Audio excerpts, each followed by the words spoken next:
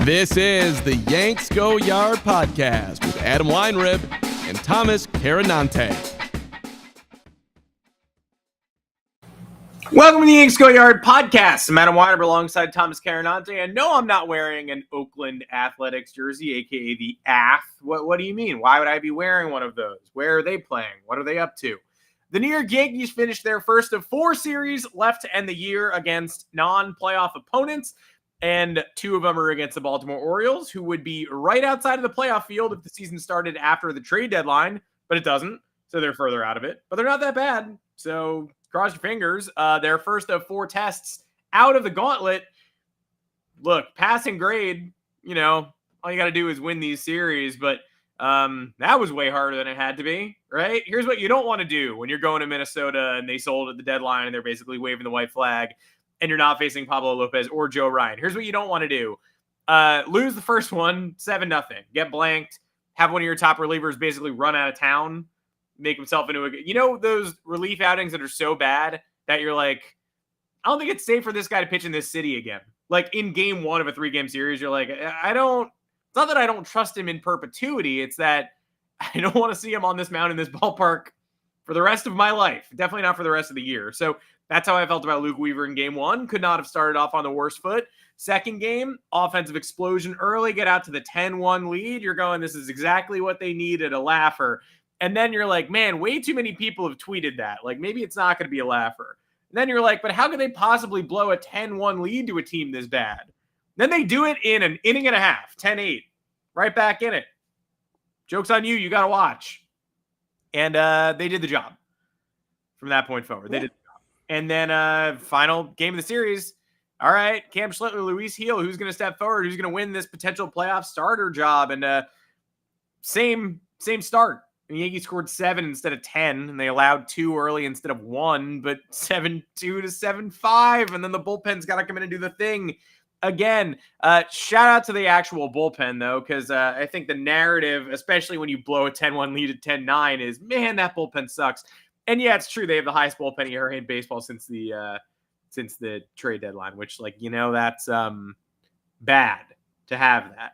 But the bullpen was good in this series. It was the starters and Ryan Yarbrough. It was the guys fighting for playoff positioning and Ryan Yarbrough. And yeah, Luke Weaver in the opener, of course. But the opener feels divorced from the second and third game, the wins that looked almost exactly the same. I keep forgetting Bellinger homered late yesterday to sort of extend the lead and turn it into something that looks less embarrassing. But 10-8 for a long time, 7-5 for a long time. Scary baseball games. Runners on every inning against the bullpen. They got out of it. Ultimately, the Yankees win the series. They don't think too far ahead. The only one they lose is the Sunday Night Baseball directly into Monday Night Baseball in Minnesota game. No rest for the weary. You got to figure that out at some point. But a schedule loss, a sleepwalking loss, and then the big sleep. Trent Grisham dominates the rest of the series. We'll talk Tuesday's weird win. We'll talk the Yankee who needs to be extended. We'll talk about the shortstop conundrum that did not get any clearer in this series, and then what's coming forward. What were the other teams across the game doing while the Yankees were sort of treading water in Minnesota, not looking as hot as you want them to look, heading towards a hopeful playoff push. I'm Adam Weinrib. This is the Yanks Go Yard podcast, and I'm joined by Thomas Carranante, and we just had to sit through whatever that was, so you got to listen to us talk about it on a podcast. You sure do. Where do we start? Look, Monday was Monday. I knew they were going to do that. I was not happy, but I didn't want to vocalize being unhappy because I've just done it too many times this year. And I said to you, too, that night, I was like, they're just going to win Tuesday and Wednesday, so it doesn't matter. And at some point, it doesn't matter because they're winning series. I think that the frustration, all the stats are weird, right? We're convinced the Yankees never sweep. They have 8 sweeps this year. They have 7. I'm not counting the Brewers one to start the season. It's not a real sweep. It was great that they got off to that start, but in terms of needing to carry momentum, having to beat down a team that absolutely needs to be beaten down in that right now the Twins need to get beaten down. They're a bad team. The Yankees need to win as many games as possible. Again, not real good analysis, but this is the position they put themselves in. Just need to keep winning. or else you're going to lose positioning. So the frustration I do understand, especially because it's a loss that is inexplicable on all ends. It's you get mowed down by it was Simeon Woods Richardson's best start of his career. And that should not come against the New York Yankees, who have a fairly all-star laden lineup, and we're coming off of a series win at Fenway Park, and we're playing fairly well over the last couple weeks. So it's those things where any given night, the lineup just disappears. And the opponent doesn't matter. It could be the best pitcher in the league. It could be a guy making his second career start on a bottom-tier team. So that's where I think a lot of people are at a loss when they're watching the Yankees. And it's like, all right, man, carry this momentum. Let's go. And this is part of that discussion we had about the Yankees preaching equilibrium. I guess it came through because they didn't get too low after they lost Monday, and they managed to power through it. Was it impressive? No, because like you just said, they almost blew an 8-run lead on Tuesday. Last night was a little bit too close for comfort based on how they should have taken advantage of an early lead and didn't. But look, it is what it is. The schedule is not in their favor this year outside of the final stretch of this season. I'm not overlooking the Orioles and the White Sox, but I'd much rather play the Orioles and the White Sox and the Twins to end the year than the Red Sox, the Astros, and the Mariners, for example. The last 6 are at home. Like this weekend is not going to be easy or fun, but then at least they are getting an off day finally, and then coming to Yankee Stadium. Yeah. So, and look, for the playoffs, the travel issues won't exist. Obviously, everybody's dealing with the same travel constraints in the postseason, so I'm not as worried about that. In some respect, like it's a fine line. They've been dealt a lot of bad luck. They're going into important series with, having to travel super late the night before, and the other team either has a day off or already had a home game or is going from a day game to a night game. So there's a lot of factors that have not fallen in their favor this year, which I don't think is an excuse, but it's a talking point, is to say, okay, why for 3 out of 4 or 5 Red Sox series have the Red Sox had the day off before and we were traveling to get to wherever we needed to be to start that series? Like, that's just legitimately not fair. But again, you have to be an adult and you have to figure it out. So I think that's the other side of this. I don't think we could sit here and say, oh, suck it up and deal with it. If it was happening infrequently, I would say, yes, suck it up and deal with it. But it's happening very frequently at this point. At the same time, you have the schedule in front of you. There should be some sort of process to maybe figure this out. I don't know what that is. Again, I've never had vigorous travel plans like this in my life. But is there, I don't know. Is there a way to better accommodate the players upon arrival? Is there a better sleep schedule to have on the plane? Are there comfy beds you can have on the plane? Story time from Aaron Boone on the plane? Do they still have to pay for their own Wi-Fi? I know they did a couple of years ago. Like, do we at least give them free Wi-Fi at this point? Yeah. Who's the blackjack dealer on the plane to keep everybody occupied? I don't know. It's tough, but at the same time, the discussion gets difficult because it's a team like the Twins, and it's a game you have to win, and it's an area of the season where you have to carry momentum, and just going down as easy as they did on Monday was uninspiring as it can be. And then there's travel issues again from this game or from this series because the Twins wouldn't schedule an afternoon game for Wednesday. And now the Yankees are supposedly were worried about arriving in Baltimore at 6 a.m. today, having to get ready for a night game. Yeah. So I don't know. I'm not getting too beat up about it. I know a lot. I've been listening to a bunch of WFAN segments, and they're trying to say suck it up, figure it out. I think there's a middle ground again. Like with a lot of these conversations, it's like, yeah, please find a way to figure it out and dig deep when it matters most, but also like how many more times can this happen throughout the year? Either way, they got out. They won 2 out of 3. Whether you thought it was inspiring or not, whether we thought it was inspiring or not, sorry, we're all in this together. Doesn't really matter because they got the 2 wins and they managed to come out without having to lose any ground in the playoff race.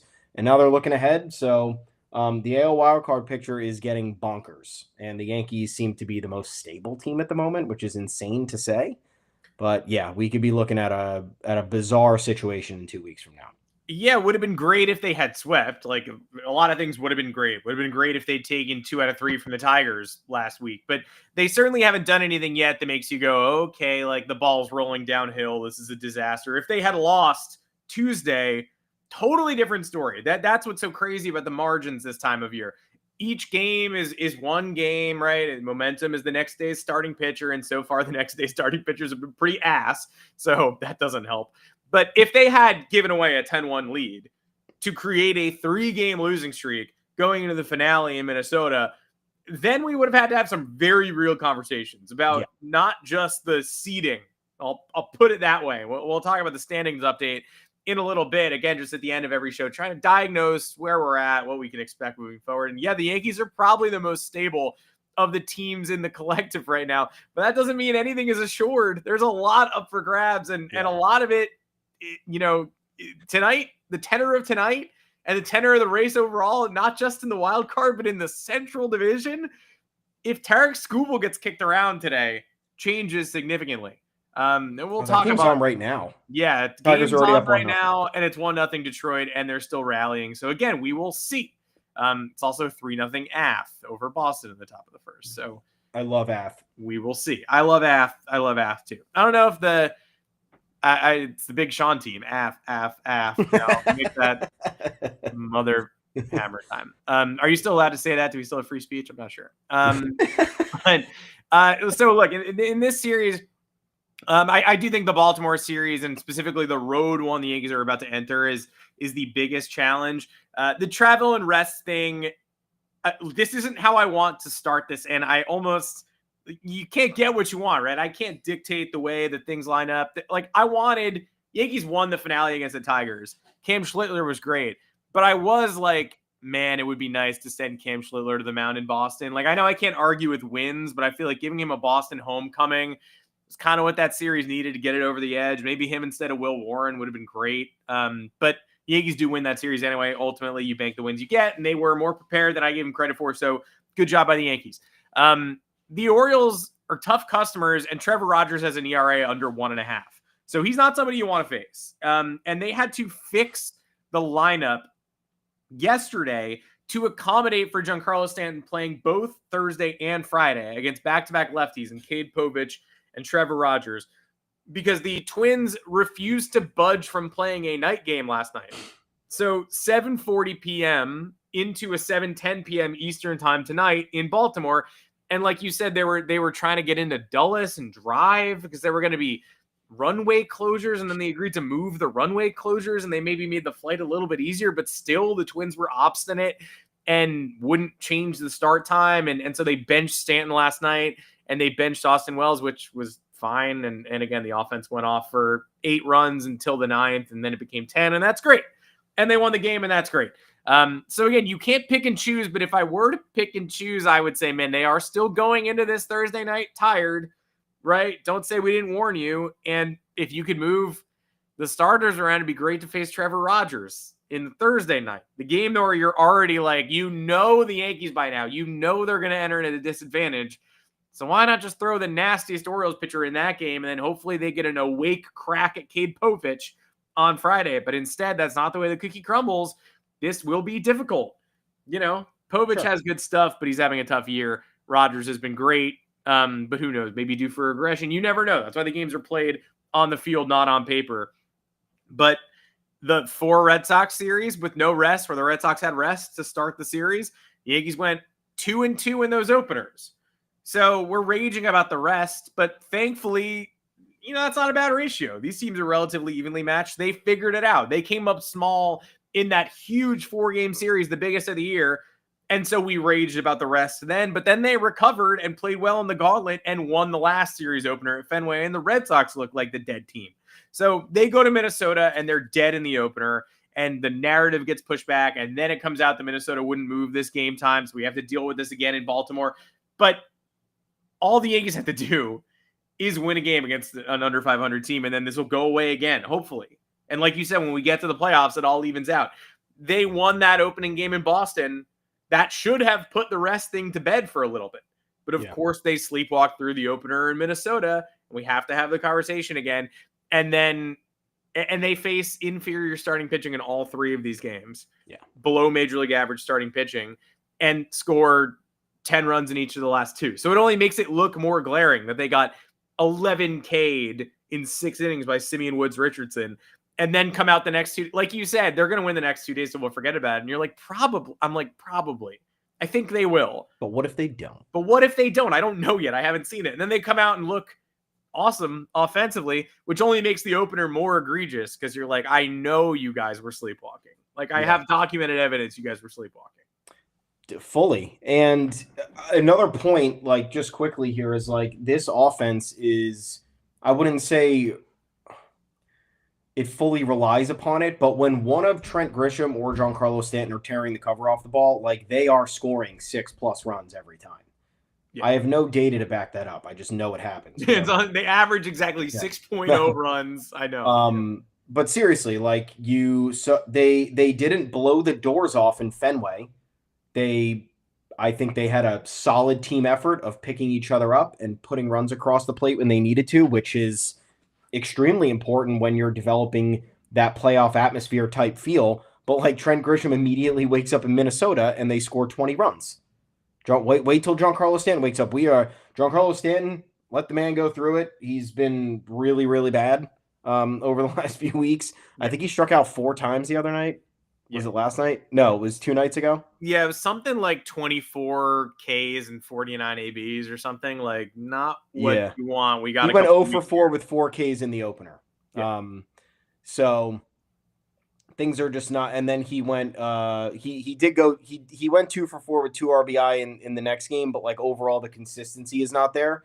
And again, that was another offensive day fueled by Trent Grisham because he's back to tearing the cover off the ball. But just goes to show, when those guys are in any sort of groove or when they wake up on a random night, the offense looks that much better. Now, in terms of, I think, the pitching staff, which needs a little bit more focus because they're, first of all, you said atop the episode, it's the worst bullpen ERA since the trade deadline. Sure is. And the entire Yankees trade deadline was predicated on remaking the bullpen. One of those guys not even here.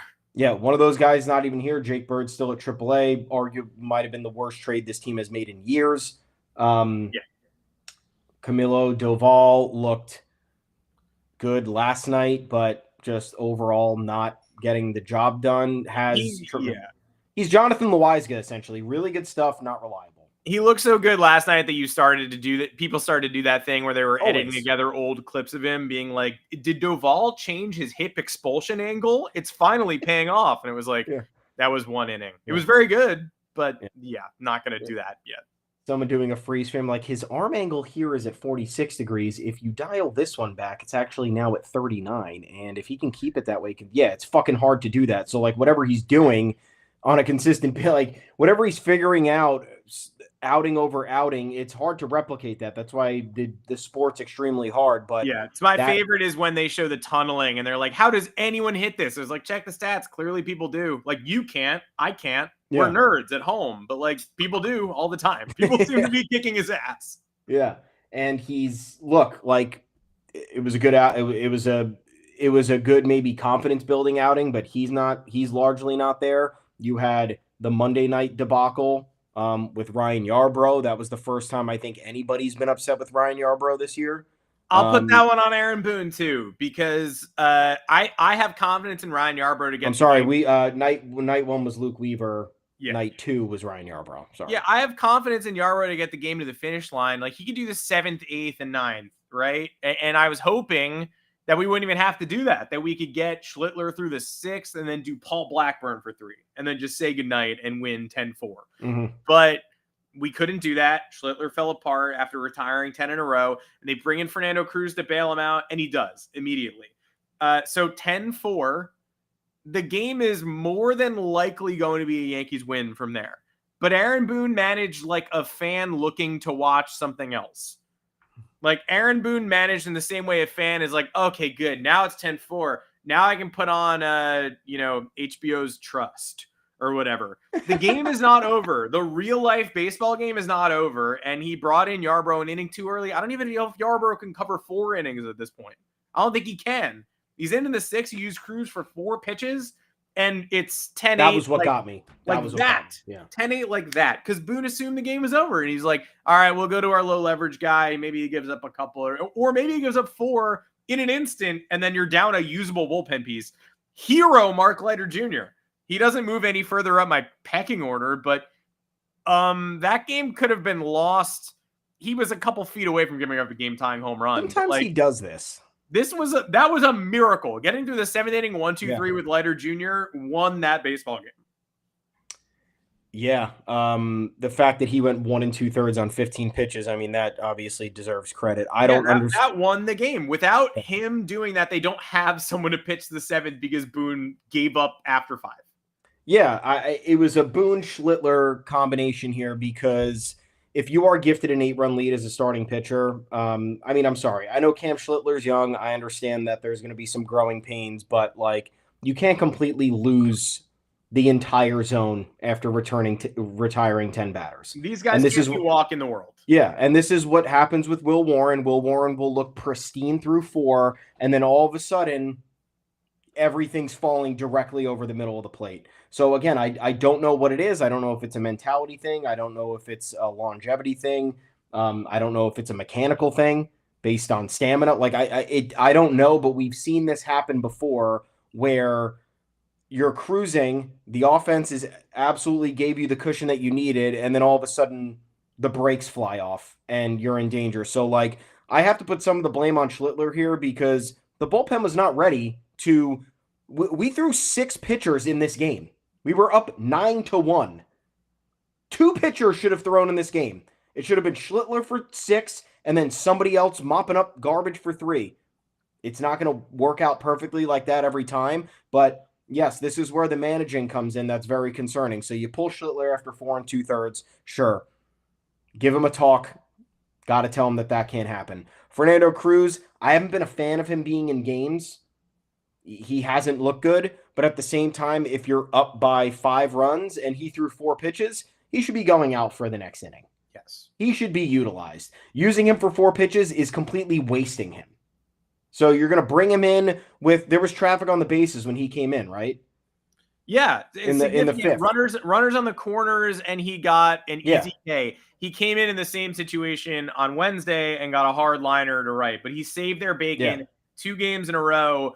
Boone presumably took him out early because he wanted to save him for Wednesday in the Tuesday game, but he warm up? He throws 15 to 20 pitches in the bullpen. He comes in and throws 4. Like the outing is already arm stress.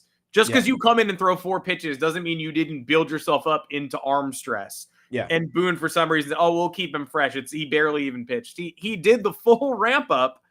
He's ready now. It's a hot and ready pizza. You can use him for another inning. Mm-hmm. And Boone was like, we're good. We'll go to plan mop up a little bit early. Like, thank you for getting out of that jam. You did what I asked of you. You should ask him to do one more thing next time.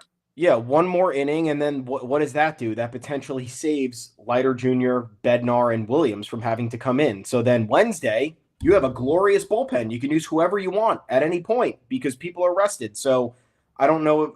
I don't know what went down there. Obviously, I think part of it was a little panicky because no one was expecting to have to go to the bullpen in the 5th when Schlittler fell apart. But it is what it is. They won the game. It was almost an historically bad loss, and we'd be having a completely different podcast right now. But maybe at this rate, we had the bullpen really step up last night after Luis Gil couldn't really handle his Luis Gil, former twin, believe it or not. Former Jake Cave. If only we still had Jake Cave, where would we be? It's always funny to think about that. But look, another complaint I had Monday, and I voiced this one in terms of the pitching staff. And I've been saying this quietly for a little while, and now it deserves a little bit more of a louder approach. We're going to say the quiet part out loud on this point. Yeah.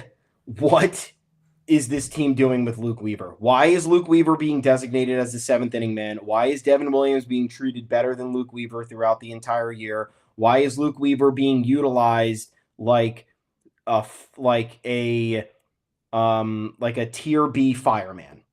I don't understand it. And I think that has played a role in ruining Luke Weaver. I understand Aaron Boone has said a lot that he likes to use Weave in specific spots because he likes his energy. He likes the way his stuff plays up against certain parts of the lineup. But at the same time, something is off. And I understand he just had a bad game on Monday, and that was that. You never see Luke Weaver go 1 1/3 with 5 earned runs, 3 hits, and 2 walks. It's 26 pitches, only 13 were strikes. You never see that. But Luke Weaver has also been fairly erratic this year, and he's been fairly erratic, arguably as a result of this erratic usage. So I want answers here because Devin Williams has kind of been good. I wonder if he's back. It's hard for us to hold our breath there because he sucked us in twice now this year, only to give it all right back and make us hate our lives. I'm rooting for him. We had the ill will in the beginning of the year. It was mostly just the remorse on the trade and the fact that he went from best closer ever to I can't pitch this guy. Ill Will is kind of a great nickname for him, by the way. I think you stumbled on that. Ill Will, kind of a great nickname for Devin Williams. I like that, yeah. But the grace that this organization has shown a man who was here for 8 months who did not reward them whatsoever in an offseason trade that was supposed to patch up the back end of a broken bullpen is ridiculous. Like, Luke Weaver saved this team the last 2 years, and now he's kind of being discarded in a way. And I know the Yankees don't view it that way, but when you're looking at how he's deployed on a weekly basis, it's hard to not scratch your head. Why is he coming in a 2-0 deficit when the offense is dead and Carlos Rodon just, again, pumped out 6 innings and nobody helped him out? Why is that Luke Weaver's lane? And why is Camilo Doval coming in after Luke Weaver? If anything, Camilo Doval should be coming in first. Is that crazy? I don't know, because is Luke Weaver's job to hold the game to only a 2-0 deficit? Like, you don't have anybody else capable of doing that. And if you don't, then you really need to take a longer look in the mirror in regard to how you're deploying these bullpen pieces.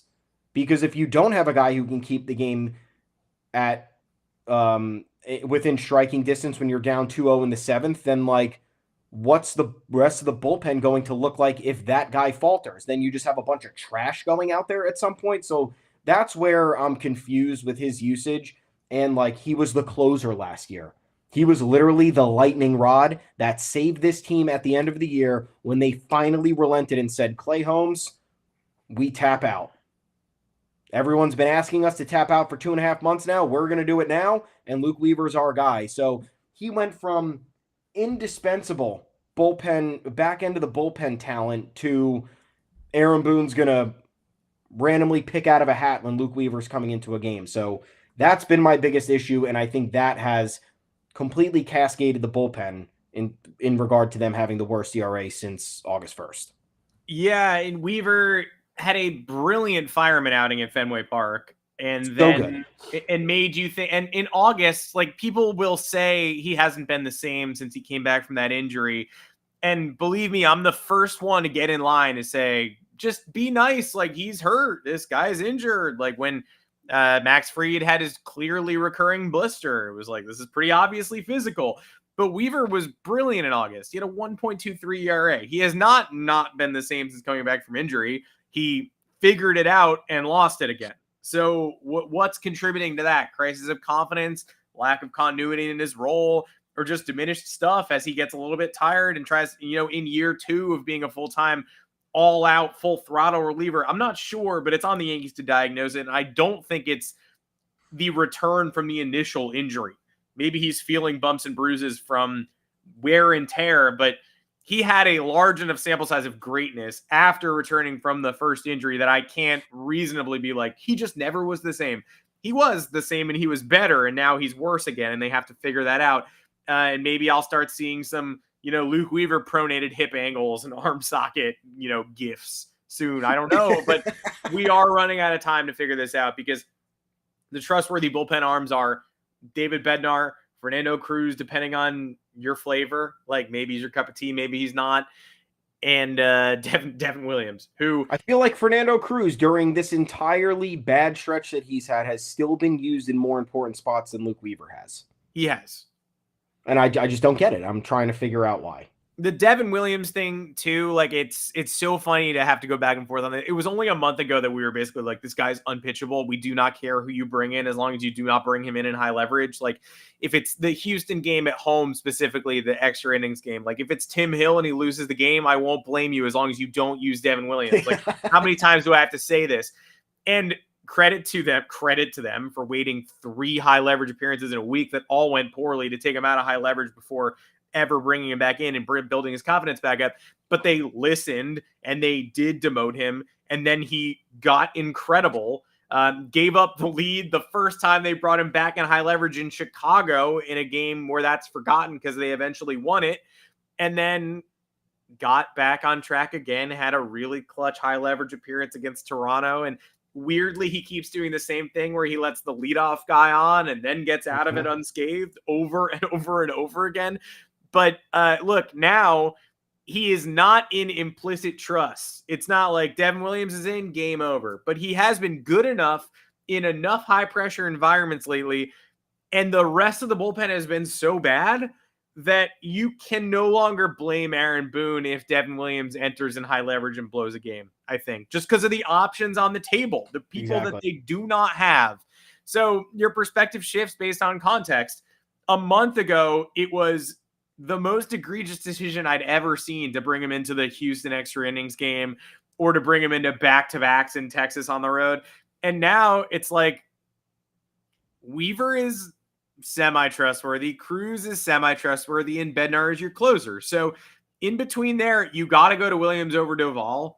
You got to go to Williams over the lefty specialist, Tim Hill. You got to go to Williams over the garbage men and Williams over Leiter Jr. He has earned re-entry into that group of 4. He is a scary you can't say he's not a scary option. And if he blows an important game, you can't say you're stunned by that. But I don't think it would be fair at this point to say what we were saying a month ago, say Aaron Boone's, he's trying to get himself fired. This is a guy who cannot touch high leverage.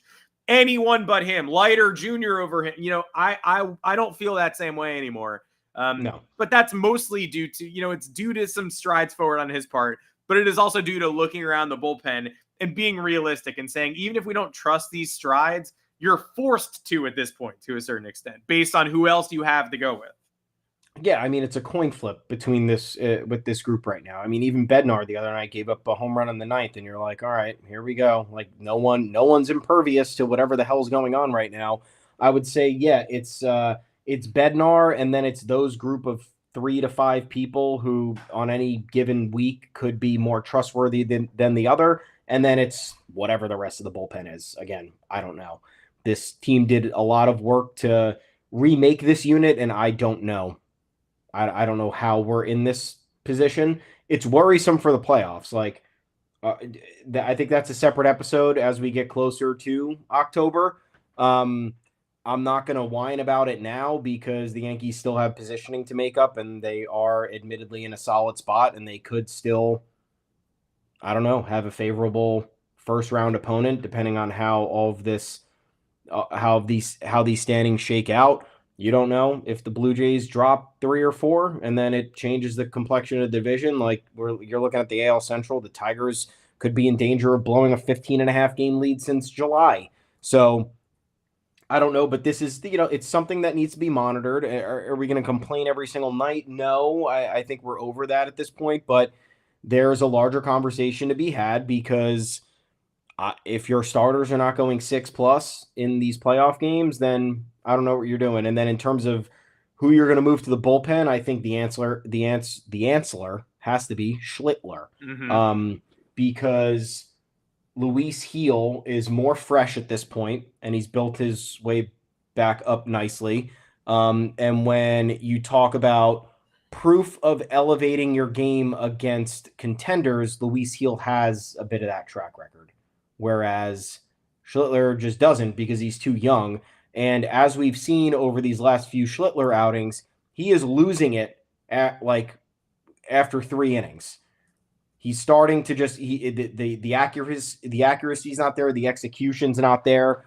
He labors through a lot of his start. He fucking battles. I love watching him. I think he's great, but like there's a clear plateau when you reach the end of the third, beginning of the fourth inning, and then it just peters off really quickly. I know he had the first inning woes against the Blue Jays. That was the Blue Jays in that outing, where he was just kind of dinked and dunked.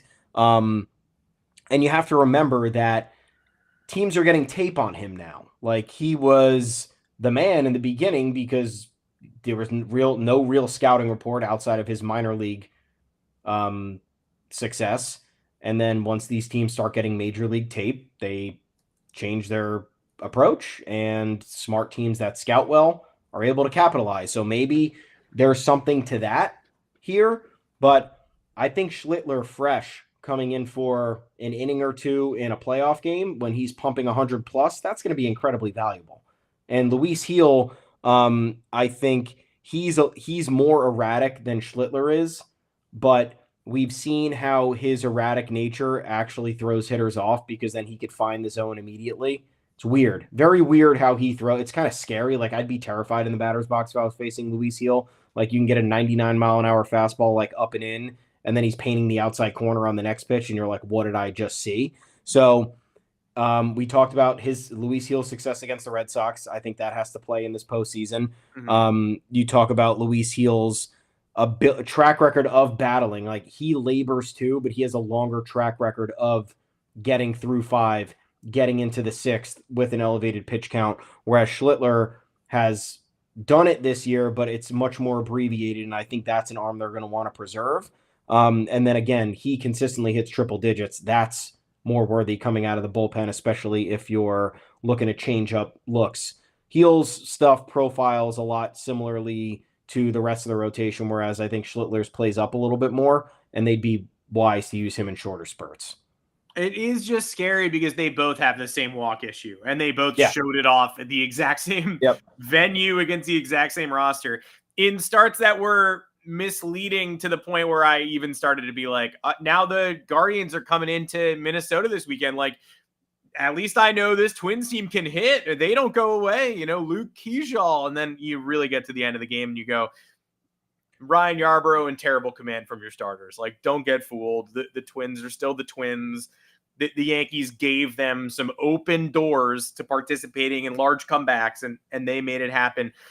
At this point, I'm with you. I do think the Gil low strikeout and high walk profile is tough to trust. And it's annoying, though, that he does have a low strikeout profile because that wasn't always the case. Stuff, yeah. Last year, strikeout stuff. Last year, he struck out like 15 White Sox. Like he had some huge strikeout performances last season. And this year, it's the one element of his game that he has not gotten a click yet. He has mostly had success this year coming off of injuries. Only made 9 starts, but the one Savant page is bad. The 1.5 whip is untenable. Like 1.5 whip is like Simeon Woods Richardson stuff. Yeah.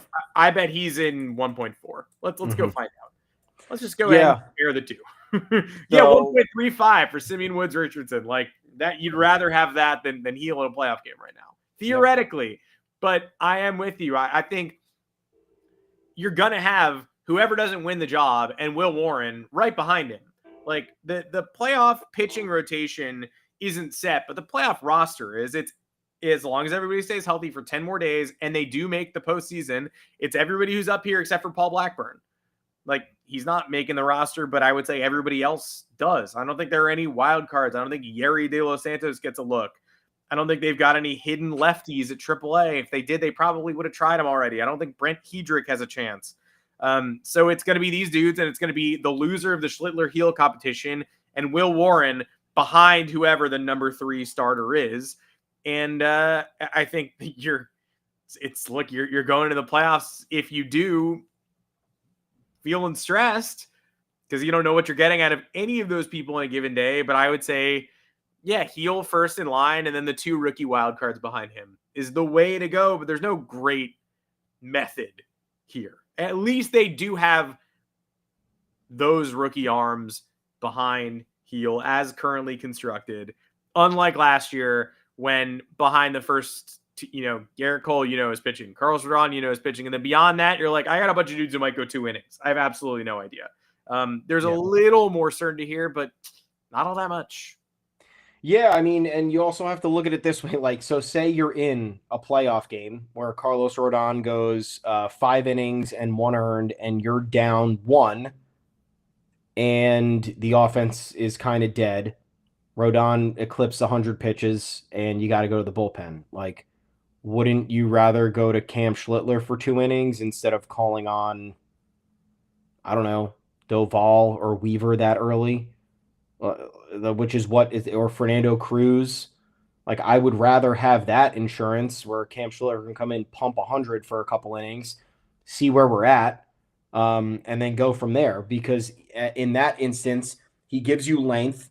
He can give you length for longer than 1 inning. He gives you a different look with the faster ball. I know Rodon also pumps upper 90s too, but Schlittler, it's a bit of a different profile and a different movement on his ball, and he's a righty too. So I think when analyzing it that way, it can lengthen both the starting rotation and it can preserve the bullpen. So you have a starter-esque arm in Schlittler who's piggybacking a starter who did a good job and the offense wasn't holding up. We know that's going to happen.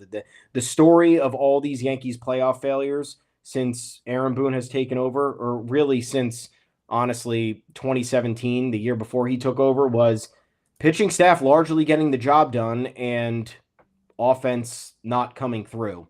That Astros series in 2017 was literally the epitome of that. We saw it throughout the years as well, against the Rays in 2020, against the Red Sox in 2018. So I think that when you're looking to extend this group and Cleveland just tied it. Damn. Sure did. When you're the Red Sox are also rallying back, because why wouldn't they be? Yeah. But there you go. But yeah, when you're looking to extend this group and make the most, like postseason time is going to be how many guys can you preserve and also maximizing their usage. And that's why I'm particularly bummed about Luke Weaver's usage this late in the season, because they should be preparing Luke Weaver to be the guy ready for the 8th or 9th or extra innings. And he's not really prepared for that. And it's more of a mishmash when you get to the 8th or when you get to extras. Because at that point, we know Bednar owns the 9th, which is fine. I think Luke Weaver is okay with that too. But like, there needs to be a better hierarchy here. And there's nothing wrong with hierarchy. It's just the Yankees don't know. Again, the Yankees don't know middle ground. It's either they have a strict hierarchy where it's like, Aroldis Chapman, Clay Holmes out of the 9th inning. You guys are crazy. We'll never think of that. Or it's, we'll use everybody everywhere because why not? It's like, can't we just have like a skeleton of what makes sense and then we can mix and match the pieces? Like, is it about bruising people's egos? And then at that point, like if you're Aaron Boone, you shouldn't care.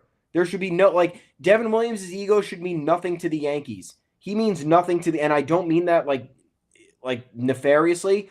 He was acquired in the offseason. He's been bad. He's not done anything positively to impact the franchise. He hasn't been here long enough. They should have no care about what his offseason looks like. Devin Williams did himself in for whatever is to come in the offseason, and now it's the Yankees' job to utilize him as best they can for their benefit and to utilize him as best they can for his benefit in terms of getting back on his feet. So this is what there's 2 weeks left. There's got to be better organization. That's really where I'm at.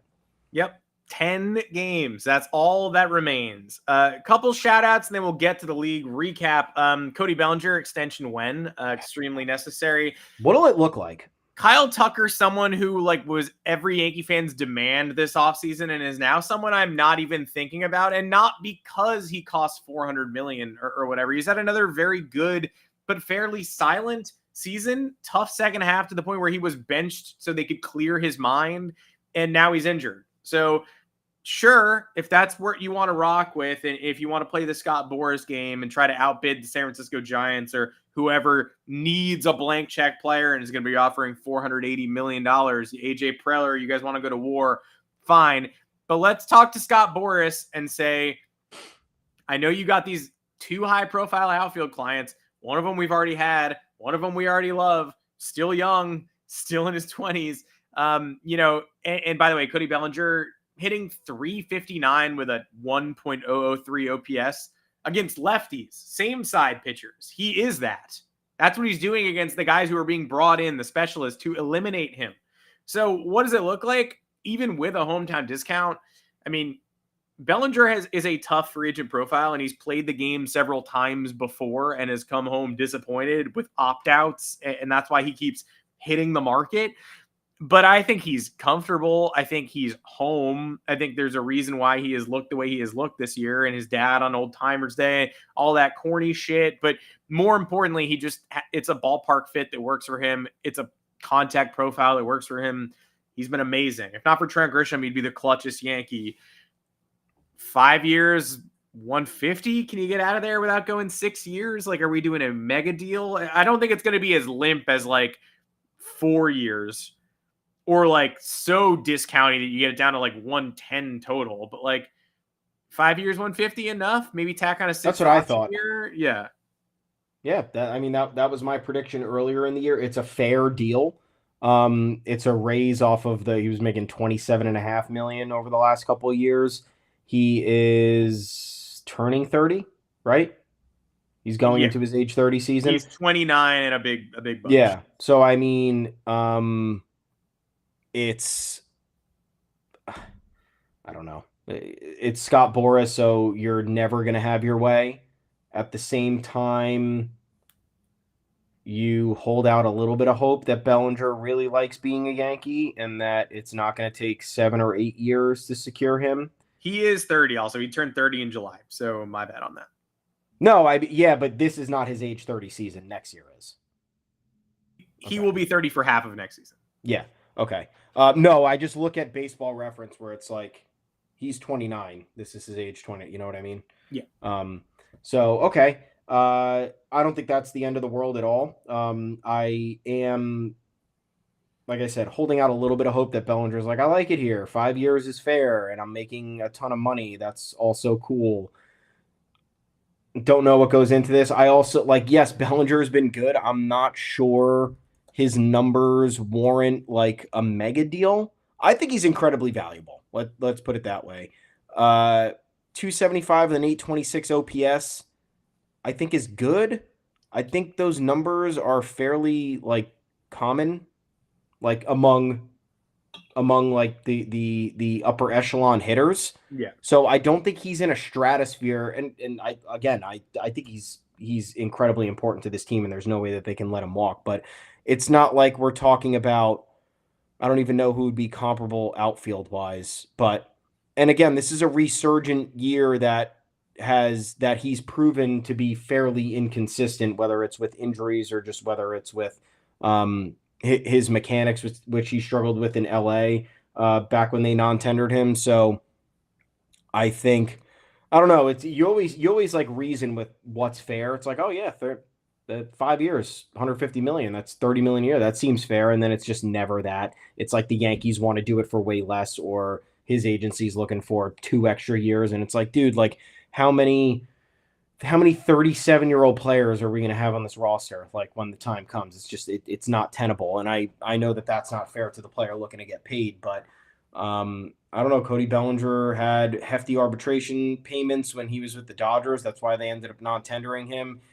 That deal with the Cubs, 3 years, 80+ million, was pretty good for someone who was kind of falling off the map and struggling. So I don't know. He does need to be extended though. At the very least, the coping can be with bringing Trent Grisham back on a qualifying offer.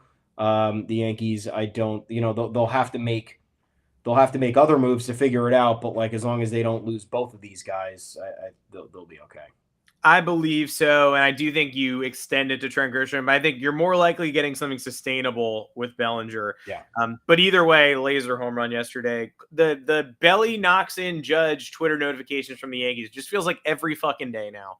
Like the game begins, I get a notification saying Belly knocks in Judge, and I go, great, off to a good start. So those for the next 6 years would be delightful. What do we know about Anthony Volpe and Jose Caballero now that we didn't when the series started? Not that much, but encouraging second and third game for both of them. horrible first game for Caballero, where his defensive malfeasance sort of gave away a run in a game where it looked like it might be decided by a run or two before Luke Weaver blew up. Credit to the Yankees, and we only give credit where it's due. They did make the change to Volpe for game 2. He looked good. He stayed back. His hips stayed back and rotated the way that they should. He ripped a double to the right center gap. He ripped an RBI single. It worked. And then they didn't go to him in the third game because they were still trying to maximize the infield, which Jose Caballero is probably the guy who does that. They looked at Volpe having a good game and said, good game, now to the other guy. Instead of saying, good game, he'll start for the next 12 days. So credit there for continuing the experiment, for probably leaning in the right direction. Caballero, the majority of the starts, I think. But I don't really know. Both of them appeared in this series. Both of them were crucial in victories. One of them, not the one that we were expecting, was influential in a defeat, an embarrassing loss. And I guess tonight's telling, but also no, it's not, because now I know that we've broken the pattern of like Volpe has a good game and now he's, untouchable. So if Volpe plays tonight, has a good game, he might sit Friday. If Volpe sits tonight, he's probably going to start half of these games in Baltimore. And I guess this is just what we're doing for the rest of the year. It's Taj Bradley's a righty, correct? Yeah. So that probably played a little bit into it with Zebby Matthews is a lefty. Isn't Zebby a righty? Is he? I thought Zebby was a lefty. No, all righties. Fucking the fuck. Zebby Matthews was born to be a lefty. Zebby with a Luis heel whip though of 1.57. Yeah. See, I thought there was. I remember the broadcast saying in the opener, like there was a lefty maybe slated to go, or was it David Cohn or was it Paul O'Neill? They were speculating that Volpe will get the starts against left-handed pitchers. Maybe they were looking ahead to the Orioles series. We got double lefties to start the Orioles series, so you might see Volpe too. Maybe I lost my mind there, but in terms of, Volpe, it was the worst post-game interview I've ever seen. Again, like another Yankee trained to give no answers. Hey, saw you were working in the cage before the game. Like, what mechanical stuff you working on? Obviously, you've been trying to get through the offensive struggle this year. Oh, the same stuff, just turning on balls and making sure I'm making good contact. I'm just like, what does that mean? That is the game. That's what baseball is. What are you doing individually to help yourself? You're just in the cage hitting balls. That's it. No thought in there. So I don't know. I can't stand any of it. The crazy part is that the most important position on the field is a platoon right now. It's Anthony Volpe and Jose Caballero. And guess what? It's probably going to remain that next year. You want to know why? Because Jose Caballero is not an everyday player, especially at shortstop. He's just not. I think he's a very good baseball player. I think he is a very good bench player who logs 125 games a year. Maybe my opinion's wrong. I don't know. But again, there's a reason the Rays traded him for essentially nothing.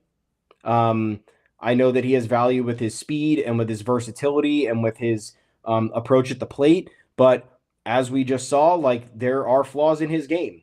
I don't know how he didn't get charged with any defensive malfeasance in that Carlos Rodon start. It made no sense. There were two clearly bad plays that weren't registered as errors. I don't understand why. We saw his mistake on the base paths where he got caught in the middle. He got picked off at second base. So he's not infallible, and I think most of us realize that, but he's also not an everyday starting shortstop, and the Yankees need an everyday starting shortstop, and they don't have one. And Bob Klapisch speculated that Volpe might need surgery in the offseason, and then he mentioned that the sentence he wrote was whether the Yankees give him another chance in 2026 or explore trades for him. I think it was just him spitballing. But, like, the Yankees are not trading him. There is zero value. He's in his third year of his career, and it's the worst one yet, and he's dealing with a shoulder injury. When was the last time you saw Brian Cashman sell on an asset that was completely dead, that wasn't like demoted back to the minor leagues? Like, he traded Everson Pereira this year in the deal for Caballero, but that was because Pereira had completely just wasted away and became nothing. He traded Oswald Peraza because Oswald Peraza wasted every opportunity that he had. He was somehow 10 times worse than Volpe.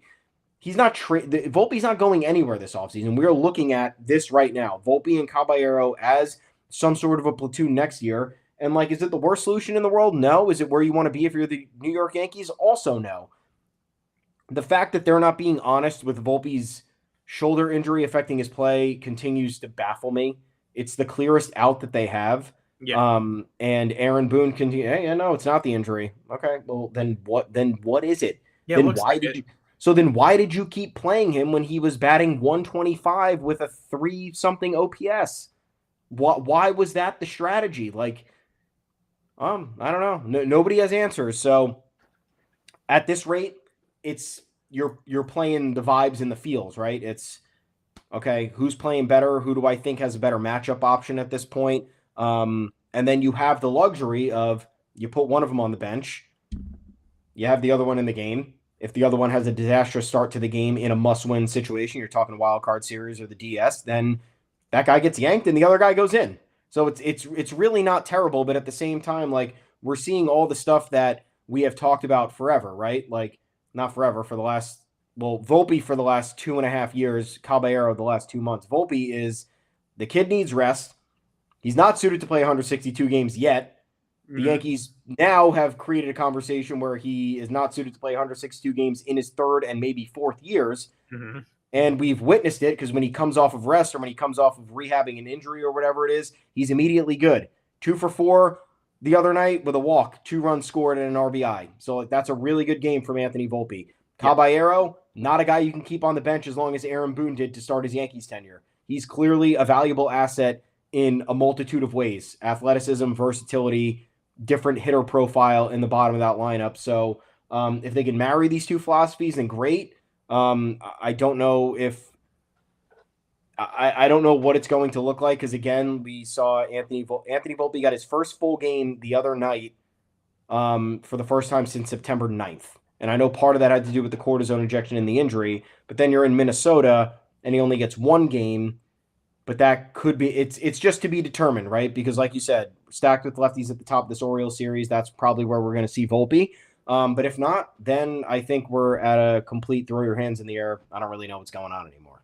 Nope. And I would agree. I did not think about the lefty factor so much. And, again, if you're thinking about who played yesterday, who rested, who they kept out to stay fresh over the flight, Volpe didn't get mentioned. And, yeah, he was kept out of yesterday's game in favor of Caballero. That could be another reason because, okay, we got to take care of the shoulder. No back-to-backs yet, but we know you're going to do back-to-backs to start the Baltimore series. So we'll see. And in this Baltimore series, Yankees still have to win some games. The pressure remains on.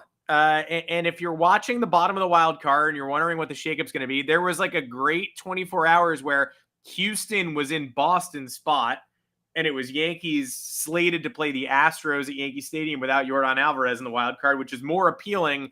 I don't care what you think of Boston. If you're like looking forward to playing them, you're an idiot. Even if you're being like rational, reasonable, completely irrational, terrified. Either way, if you're like, bring on Boston, like you're living in 2003. They have Garrett Crochet. No matter what else they have or don't have, they have the best pitcher in the series. So if you're just begging them to come to Yankee Stadium, Fenway Park, we'll take them. Like you haven't taken them in a playoff game in a while. So no thanks if we can avoid it. But Astros are slightly more enticing, worse starting pitching. Framber Valdez has not looked playoff ready. Christian Javier, you know what he brings. Jason Alexander should probably start a playoff game if the Yankees do face him. But then just one day later, the Red Sox are back in that spot. The Astros are now leading the AL West. The Mariners are back in the 6th spot. And hey, guess what? The Guardians, I feel like the only guy in a horror movie who has been handed a framed photo of the killer. Like I'm in a room being like, do you guys not notice that the Guardians never lose? Like, is nobody else, are we in different movies or we're on different planets? Like they haven't lost in 2 weeks. They were supposed to go to Detroit this week and get humbled. Like it was supposed to give everybody a little bit more cushion over them. And they won the first 2. And they put the clamps on the Tigers. And now they're tied today. And now they go to Minnesota over the weekend where we just were like, when we were there, that was a must sweep series, and we didn't. We took 2 out of it. But that was, people were considering that a walkover for the Yankees. then you got to consider it a walkover for the Guardians too. And then they welcome Detroit to their home. And then they play Texas, who got swept by Houston. And that seemed like a really fun matchup to end the season. But now Texas is out of it. Very little to play for other than pride, unless things turn around really quickly for them. So they play the Astros one more time? Does Texas? Yeah. I believe they do. So if that's the case, they're 4.5 out right now. No, sorry. They play the Marlins and Twins, and then they go to Cleveland. So their schedule is whack until they go to Cleveland. But yeah, I guess if Cleveland starts losing right now and the Rangers take care of business against these subpar teams, then that last series could matter. But they got to turn around immediately. Let's talk about somebody that needs like a huge blowout win. Rangers got to go to Miami and win 14-2 tomorrow for me to even consider them. Yeah. Yeah, but I mean, what's crazy is that if the Guardians win today, they essentially control their own destiny for the AL Central. Yeah, and I was mathing out the Yankees' paths to clinching in my head and being like, the Yankees can do this, they could win this and lose this as long as the Guardians don't go undefeated. And the Guardians could go undefeated. Like, they probably won't, right? That would involve ending the season on, I think, a 15-game winning streak. But the longer they go without the loss, the more you're like, is 14-1 in play? Like something unprecedented. Like, I don't think they're going to go 15-0, but like, who am I to doubt them going 13-2 right now? So you have to take care of business. Thankfully, that means everybody else does too, because the Mariners won 10 in a row and made, the Yankees have done what they've had to do and haven't created much distance. And that's annoying. But think of how annoying it must be to be a Mariners fan and know that they quite literally won 10 games in a row and then lost once and lost significant ground and are still only 2 games up in the loss column on a playoff spot. They're not leading the division anymore. They're back in the wild card, and their margins are razor thin. They don't exist. They won 10 games and ran away from nobody because Cleveland never loses. And they don't play the Astros, do they? Who? The Mariners? They do. They're going to Houston. Oh. Wow. That's the weekend. Wow. Okay. So we could be looking at, I mean, the Astros could get bumped from the playoffs entirely. They could. That's the dream. And Seattle has KC today, 3 in Houston. Then Seattle finishes the year against the Dodgers. Though. Yeah, that's some brutal. gimmies against the Rockies, and then the Dodgers come to Seattle, which is crazy. Yeah. Look, man, this could get, well, I think at this point we know this. The Yankees probably have the top wild card spot unless they do something absolutely egregious. Well, the Red Sox are just 2 back of them. So the Rays, yeah, the Red Sox have a tough. The Red Sox have Blue Jays and Rays left, and good teams have to show up against the Red Sox. Yeah. The Red Sox close with the Tigers too. So the Red Sox and Tigers and Guardians are all tied together in a knot that could bump the Detroit Tigers from the playoffs. That would be insane. I don't think so, but the Guardians had 6 left with 12 to go.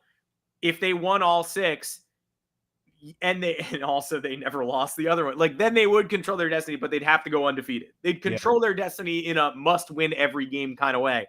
But 2 games into the series, they have put the clamps on Detroit and won 2 scary games. And today is Tarek Skubal, and today is a game.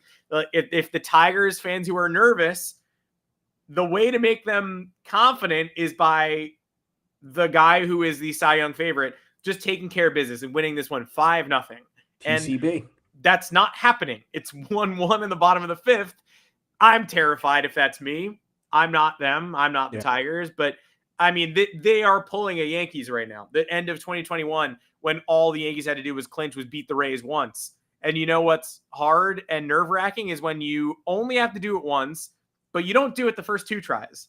And then suddenly you only have to do it once, but there's only 1 game left. And if you lose, you didn't do it. Yeah. That's kind of where the Tigers are right now. All we have to do is beat Cleveland once, and then we're probably good. Well, you have 3 home games, and this is the 3rd one, and you haven't done it yet. Yeah. So you're no longer good. Yeah, I thought that I drew the parallel to the 2022 Yankees when they had the 15.5 game lead in July, and then it whittled down to 5 in September, and then they ended up pulling back and getting ahead, but the Tigers are not doing that. So right now, the Yankees could face any. It's just pretty simple. Yankees could face any of the Red Sox, Mariners, Guardians, or Astros in the first round. That's what it's looking like. Because if the Astros and Mariners are oscillating between division lead and wild card, Red Sox, I don't know what they're going to do. Mr. Defeatist Alex Cora said we can't talk about October with them, of course, because it's not guaranteed. We'll talk about it, though. We're happy to. Yeah. And then the Guardians are on an absolute heater at the perfect time. So if they slip, it's not out of the question. They're 2.5 games back of both the Mariners and the Red Sox. Like, with 10 games left, they could get into the second wild card spot. They could win the division. If they win the division, then the Tigers, that would be a nightmare, facing the Tigers in the first round, if that's even possible. So, throw the Tigers in there. The Yankees have a lot of potential opponents right now that we're not going to know probably until we're not going to have a clearer picture until the beginning of next weekend. And how many Mariners seasons have you watched? Like, you're going to confidently say with a 2-game lead, they're going to take that to the finish line? Absolutely not. You can't say that. Like, I also don't want to face them, though. Not really. No. Weird thing. Like, I'm confident that they'll blow it, but I also want no part of them. No. The Guardians have made this exceedingly interesting. And 2022 is a good parallel. I talked to Casey Mize at the All-Star game asking how you navigate to the finish line. I think they took a 15-game lead into All-Star. And I was like, knowing that you've got this monstrous lead, how do you navigate the second half? And he said, we know the flip side of this from last year. Like, we had a 1% chance to make the playoffs at the end of August, and then we made it into the postseason. And so that's the mindset we have, that if we were able to do the good version, then why would we rule out the reverse? And it was a good mindset, but it hasn't stopped this from happening. It's tough to hold on to a lead like that, even if you think you're prepared for it. And the Tigers aren't exactly playoff tested. One playoff run does not a playoff tested roster make. AJ Hinch should be better than this, but also sometimes when the ball's rolling downhill, this is what it feels like. And this is what they're up to right now. And they need to win today's baseball game. And they're currently not. And if they win today's baseball game, then it's a different conversation on Monday's podcast. But they really need to win today's baseball game. And we'll see how this turns out. Yeah. So Orioles on deck, 4 games in Baltimore. Orioles, they just lost 2 out of 3 to the Blue Jays over the weekend, and then they just beat the ever-loving crap out of the White Sox. Yeah, they look great doing it. They won, did they? 4-1, 8-7, 3-1. That's fine. I guess. They've been picking it up a little bit recently. I think they have some more clarity with what they're going to do in 2026. But it should be no excuse. Yankees should be able to at least tread water out of this. Am I thinking they'll take 3 of 4? I don't know. That would be my optimistic guess. If they could just delete days off the calendar and split and just move on and then handle their business on the homestand, I'd be fine with that. Again, not going to start my real complaining unless the sky's falling right now. We're okay. Yeah. I've been mentally baking in since the end of the gauntlet, and just knowing how the Yankees behave. Like, I didn't give them a single sweep in my brain, but I gave them 3 series wins and a split here in Baltimore to go 8-5. Okay. So we'll see. Right now, they're on track. We'll see how it goes. I would consider taking the series and taking 3 out of 4 to be banking an extra win that I wasn't expecting. So, it's something good to consider. Yeah, the Yankees are facing not good baseball teams for the most part during this stretch, but they're also facing teams that hate the Yankees, and the Orioles are atop that list. They hate the Yankees. They want to make a statement in this series. They are not going to go down smooth, and they've been over 500 since the trade deadline. So they're a totally fine team, and they have the White Sox are worse. The Twins are way worse. This is a competent baseball team. I would put the Athletics a half tick above them, but in terms of spoilers, the Orioles they're clicking. If the season were to have started in the summer, they'd probably make a playoff push. No. So go ahead and try to win the series.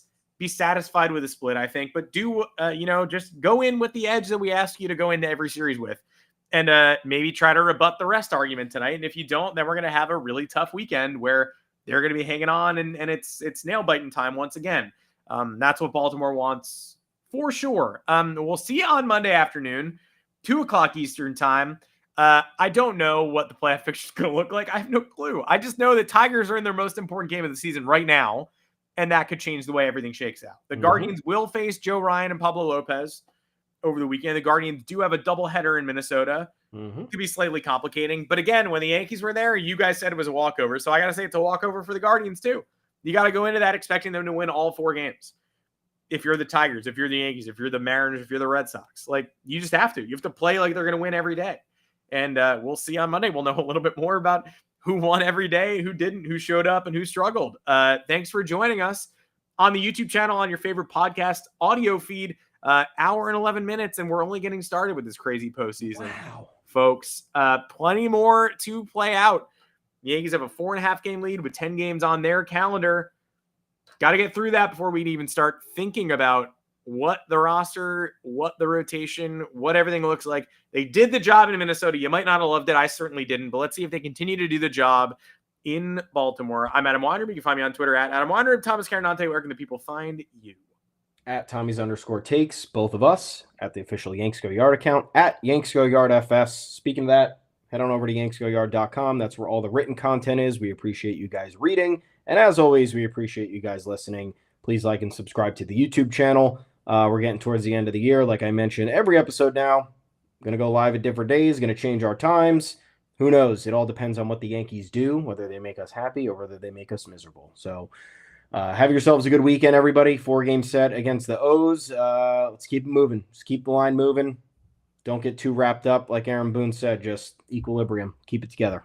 You know what I'm getting really tired of, too, for some reason, and I hate it? Just whenever they have kind of a nice win or they finish off a tight one, the Aaron Boone clapping point. I don't know who he's pointing to, but it's always who is he pointing to? Yeah. Same little weird pattern of behavior. So I'm glad that, they're winning baseball games, but also, like, Aaron, who are you pointing to? Let us know. Tell us in the comments. Same fan every game, different fan, road fan. Is somebody pointing back at him? Is Marlins man doing this in Aaron Boone's direction? We don't know. But hey, keep piling up the efforts. Hopefully the wins will follow. Hopefully we get a little more clarity coming into next week. We will see you right back here on the Yanks Go Yard Podcast.